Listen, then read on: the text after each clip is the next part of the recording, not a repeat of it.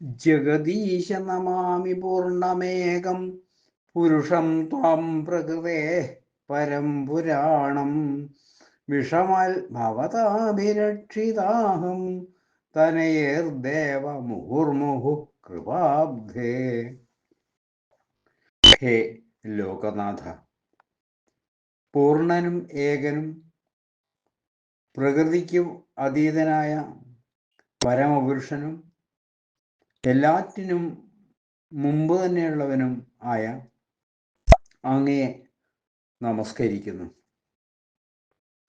ഹേ ദയാലോ ദേവ, ഞാൻ പുത്രന്മാരോടുകൂടി ആപത്തുകളിൽപ്പെട്ടപ്പോഴെല്ലാം അങ്ങയാൽ വീണ്ടും വീണ്ടും രക്ഷിക്കപ്പെട്ടിട്ടുണ്ട്.